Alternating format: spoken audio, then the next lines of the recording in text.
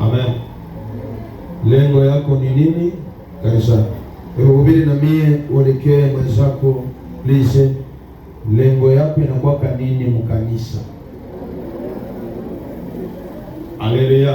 Amen. Haleluya. Amen. Lengo yako inakuwa nini mkanisa? Kanisa ni nini? Kanisa ni kundi la watu ambalo limeamini Yesu Kristo kama Bwana na Mwokozi wa maisha yao, na wamebatizwa kwa jina la Yesu kwa maji mengi. Hawa wanatarajia ukombozi wa siku ya kiyama ama siku ya mwisho. Kanisa haiko hii nyumba, lakini kanisa ni watu, ama kanisa ando terme ni mtu, ni wewe na mimi. Haleluya. Kuna mtu anaweza sema nilikuwa mkanisa. Hawezi jingia mwe peke. Ni corriger pale. Hawezi jingia amo wewe peke. Kama tunakuwaka hapa, tunakuyaka ndio muibada. Tunakuyaka ndio kusanyika. Mu Kifaransa wanasema tunakuyaka ndio mu ensemble. Haleluya. Haleluya. Tosha usemi ya kusema kama ilikuwa wapi? Kukanisa. Kanisa ni wewe. Utajingia mo. Haleluya.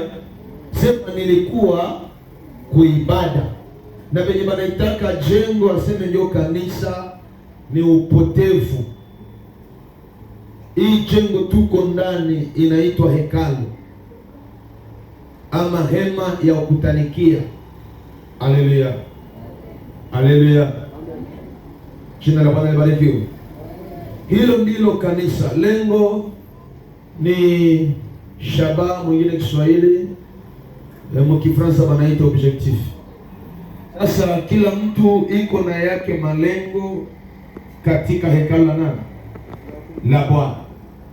Na watu wote wanakusanyika, ama watu wote wanaita Mungu, watu wote wanaomba, lakini wote hawakuwake na malengo moja.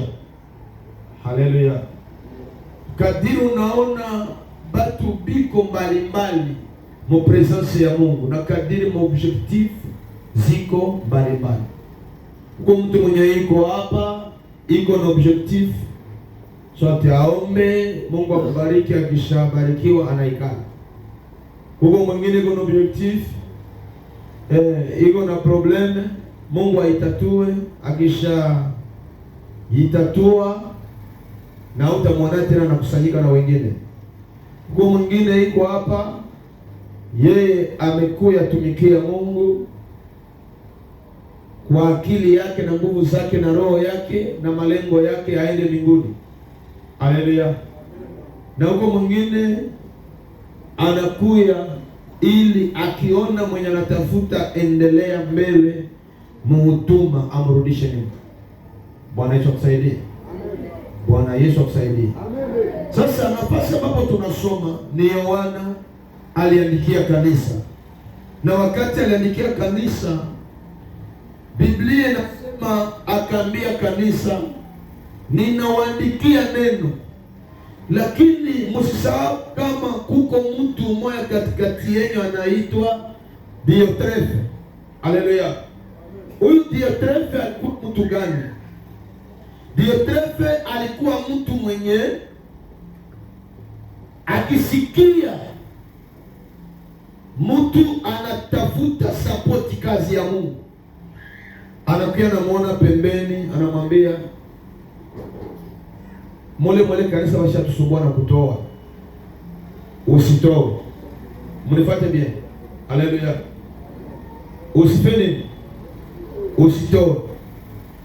Na ukisoma Biblia mzuri na historike ya Diotrefe, yeye kazi yake alikuwa kivunja moyo ya kuzuia kazi ya Mungu isiendelee, ya kuzuia batu ya Mungu basijokee kiroho. Haleluya. Na ukifuatilia maandiko mzuri na historia yake, ukipita kinyume ya yenye alisema atajikaza mpaka bakutenge mkanisa. Haleluya, jina la Bwana libarikiwe. Atajikaza mpaka bakutenge mkanisa. Diotrefia alikuwa akiona mgeni anaingia kanisani, sote sasa tunapokeaka mgeni mtumishi anaingia mkanisa, tuseme kama tumtafutie transport. Diotrefia anakuambia kama mimi na tire yangu sikaribishake bana bageni aende na migulo yake. Haleluya.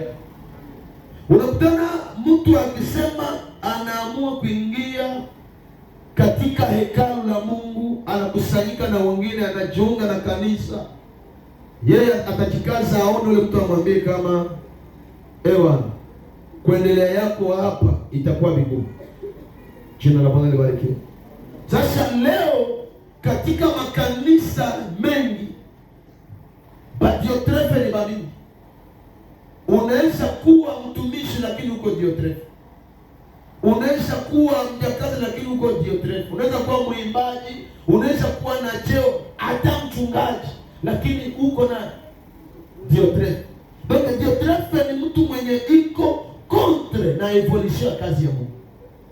Diotrefia ni mtu mwenye iko kontre na mtu mwingine ainuke kiroho. Jina la Bwana libarikiwe. Sasa hii roho imeafekte makanisa zilizo nyingi. Leo kuna kutana mtu anaingia kanisani siku 2 siku 3, anakuwa shtukia anafanya alikaa. So namuuliza nini? Fulani aniletea mahabari, fulani alinisema, fulani akanivunja. Elewa kama roho ya Diotrefia ilifanya iliinuka. Jina la Bwana libarikiwe. Sasa wewe mwenyewe unasikia mafundisho leo, nataka ujue kwamba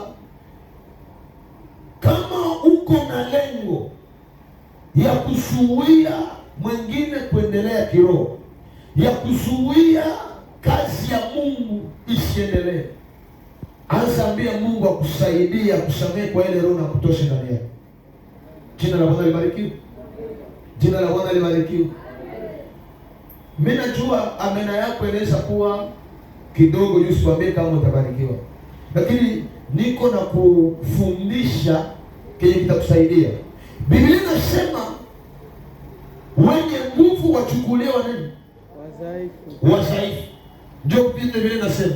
Sasa kama unajiona uko wa nguvu na unaona mwingine kwa mdhaifu, kile kitamsaidia haiko kumzuia aendelee, haiko kumrudisha nyuma, haiko kumsema vibaya.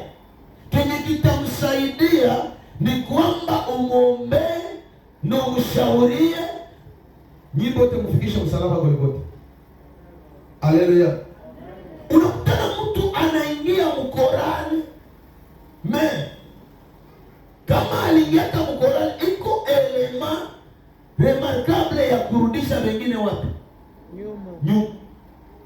Iko elema ya kukwaza wengine, iko elema ya kuzuia wengine basiendelee. Na watu kama na hawa, Biblia inasema Diotrefia alikuwa mtu wa kujionesha wa kwanza. Haleluya. Na malengo ya Diotrefia kujionesha wa kwanza ilikuwa mbili, ilikuwa moja. Juu kila kitu Kenya anaweza sema juu ya mwingine kikuwa kinasikilika. Na mtakisikia kama alikisema sikatali aseme nini? Ule mwa ile hekalu au mwa ile kanisa anakuwa kama namba 1. Anakuwaka. Subutu moja aseme amen. Na angalisho na mtu wa karibu yako. Yesu anasema mtu hakose kukua na adui wengi, lakini adui wa kwanza ni ule wa karibu, ni ule wa nyumbani. Jina la Bwana libarikiwe. Inamaanisha nini? Mtu akishakuzoea ama mtu akishakuwa karibu yako na watu wanajua kama huyu iko karibu yako, kitu ya kwanza sasa shetani atapenda akujaribie, atapitia mwale mtu. Kitu ya pili,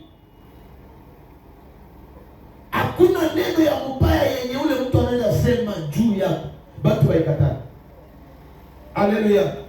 Juu atasema tunawaona naye kila siku, banaongea naye kila siku. Sasa ndio ilikuwa kazi ya Diotrephe. Kitu ya kwanza, alikuwa mtu hapendi wageni. Haleluya, haleluya. Na leo hata kama iko makanisa leo, batu ya mingi manyumbani kwao ni ba Diotrephe.